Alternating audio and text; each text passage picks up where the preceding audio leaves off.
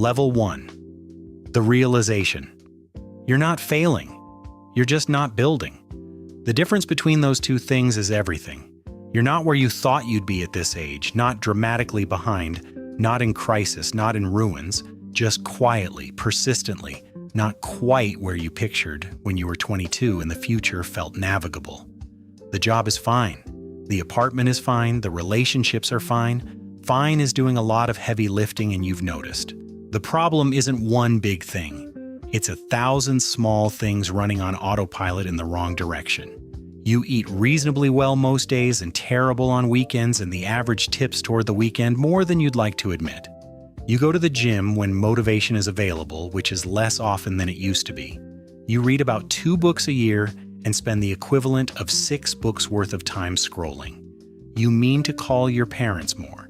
You mean to work on the side project. You mean to start saving more aggressively next month. Next month is a very productive person. Present month is getting by. Here's what nobody tells you about this state. It's not laziness. It's the absence of a system. Human behavior defaults to the path of least resistance in every direction. Without intentional structure, behavior optimizes for immediate comfort, which means the gym loses to the couch, the book loses to the phone, the salad loses to whatever requires less decision-making at 7 p.m. when you're tired.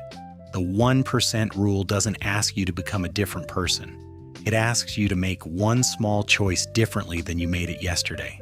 Not a lifestyle overhaul, not a new year, new me. One thing, slightly better, one time. The realization that changes things isn't a motivational speech, or a crisis, or a rock-bottom moment. For most people, it's quieter than that. It's a Tuesday when you look at the gap between where you are and where you want to be and decide, for no particular reason, that today is the day you close it by 1%. Just 1%. You'll do another 1% tomorrow. Level 2. The first 30 days. Nothing looks different. The mirror looks the same. The bank account looks the same. You're building something invisible. Day 1. You do the thing. It's embarrassingly small. You drink 1 more glass of water than yesterday. You do 10 push-ups before bed, not because 10 push-ups changes your fitness, but because 10 push-ups is the door to a habit, and you need the door before you need the room. You spend 20 minutes on the side project instead of scrolling. You go to sleep 30 minutes earlier. Day 2, you do it again. There is no applause. There is no visible result. Your body looks identical. The side project has 2 paragraphs. The sleep improvement might be coincidence. Nothing has changed in any way that is visible to anyone, including you. This is the hardest part of the 1% rule, not the doing, the waiting. Human brains are wired for immediate feedback. We evolved to learn from quick results. Touch hot thing, feel pain, don't touch again. The feedback loop is tight.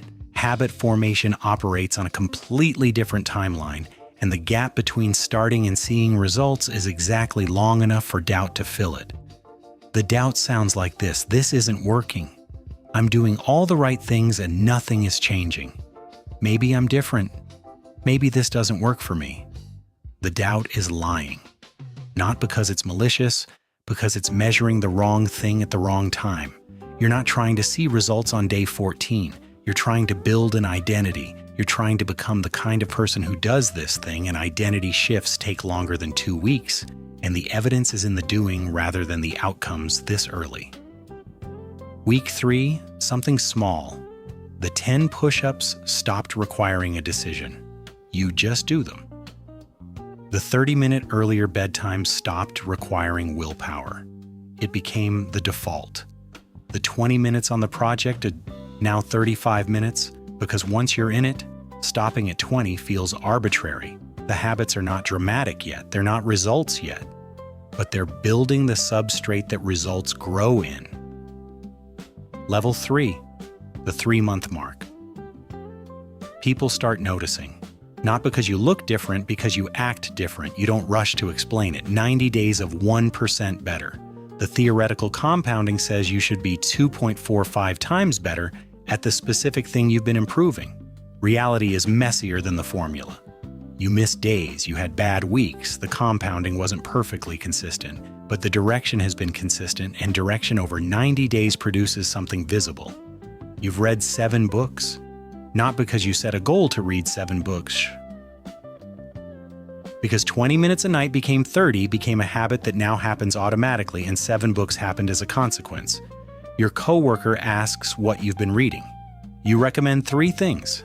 She looks at you differently than she did 3 months ago, in a way that's hard to articulate but that you feel.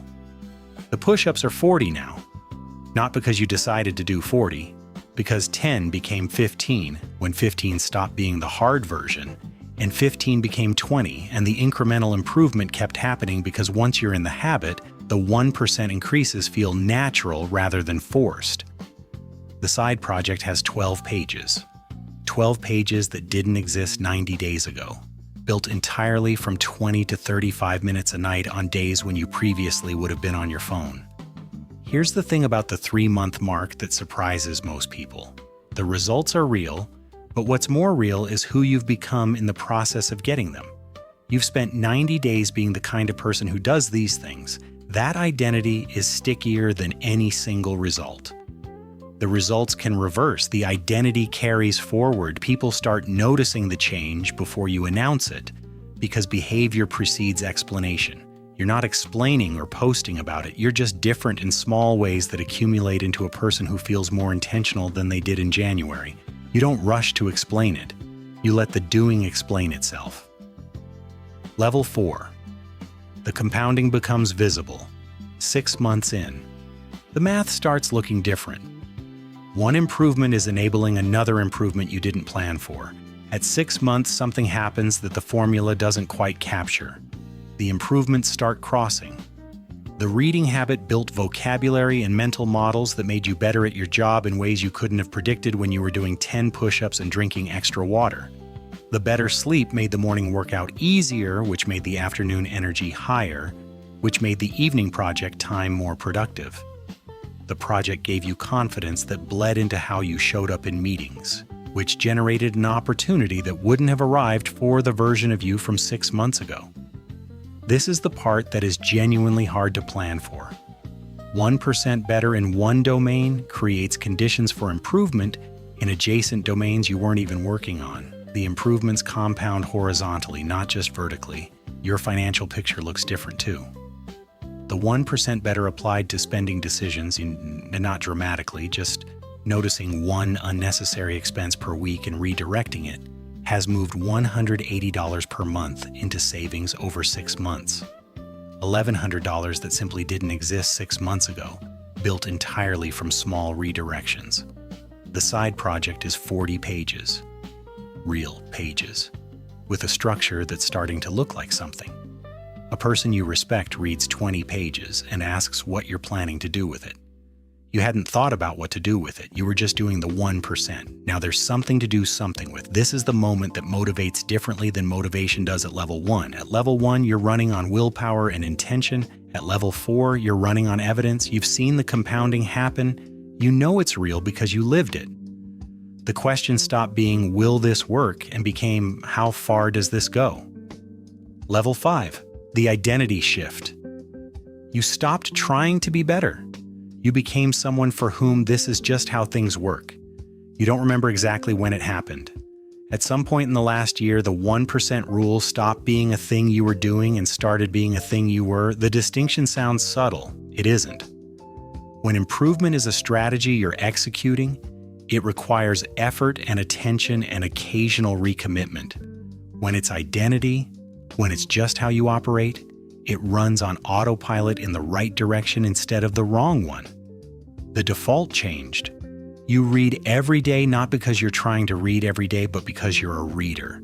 You exercise not because you're running a fitness program, but because you're someone who exercises. You work on the project not because you're disciplined about it, but because the project is part of who you are now, and not working on it would feel like leaving something unfinished in your living room.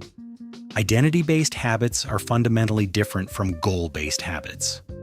Goal-based. You want to run a 5K, you train for the 5K, you run the 5K, you stop training? The habit existed to achieve the goal and expires with it. Identity-based. You become a runner. The 5K is an expression of who you are, not a destination you depart from. The shift from strategy to identity doesn't happen through willpower, it happens through repetition. Enough repetitions of the behavior that the behavior becomes the evidence for who you are, and who you are becomes the motivation for the behavior. The loop closes on itself. People in your life have started using you as a reference point, not because you've accomplished something dramatic, because your consistency is visible and rare and people are drawn to things they want to be.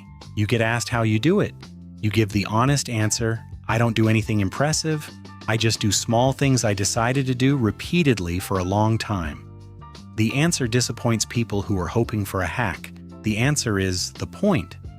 Level 6. The Year 1 Inventory. 365 days. You take stock. The gap between who you were and who you are is not what you measured on day 1. You run the math at the end of the year, not 37 times better. The formula is theoretical, and life isn't a controlled experiment, but the honest inventory is still striking. Books read 24. Up from 2 the year before, not because you tried harder, because you built 20 minutes a night into a structure that just ran. Fitness. You can do 80 push-ups. You started with 10. You never trained for push-ups specifically, you just added 1% when the current number stopped being hard. The project. It became a real thing. Not famous, not life-changing, not a startup with investors, a real thing that exists in the world that didn't exist a year ago, built entirely from 35 minutes a night applied consistently over 365 days. Financial. $3,200 in savings that wasn't there a year ago. Not from a raise. From small redirections applied consistently. Relationships. You called your parents 43 more times this year than last year. This started as call once a week instead of once a month.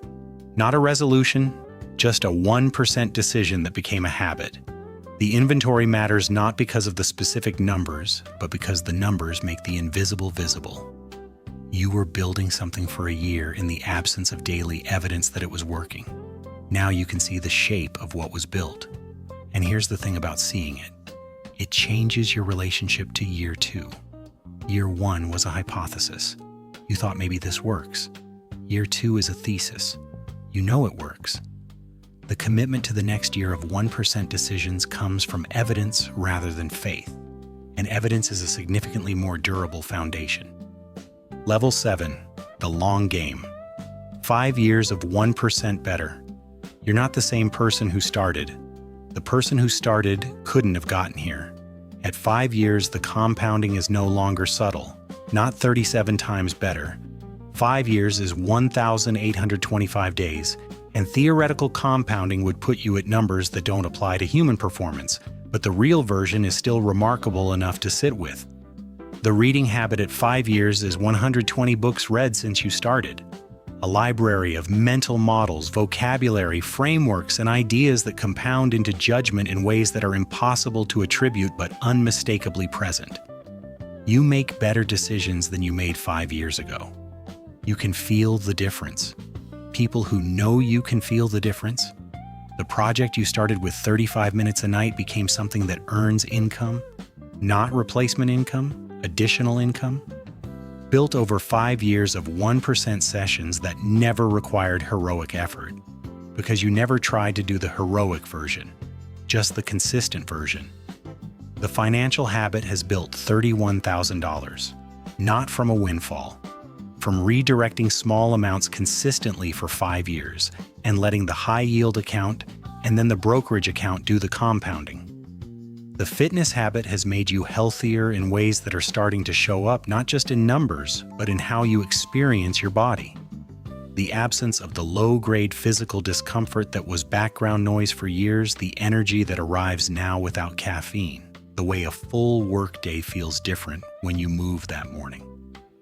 The relationship habit is calling more, showing up more, being the person who reaches out rather than waits, has produced friendships that are genuinely different in quality from the ones that existed 5 years ago. Relationships compound too. Small investments made consistently over years become deep, in ways that no grand gesture can replicate. 5 years of 1% is not the endpoint. It doesn't have an endpoint. The rule doesn't retire. But at 5 years, you can look back at where you started and understand viscerally and specifically something that was only theoretical on day one. The gap between the life you have and the life you want is not a talent gap. It is not an opportunity gap. It is not a luck gap. It is a compounding gap. And compounding is available to anyone willing to apply 1% consistently for long enough.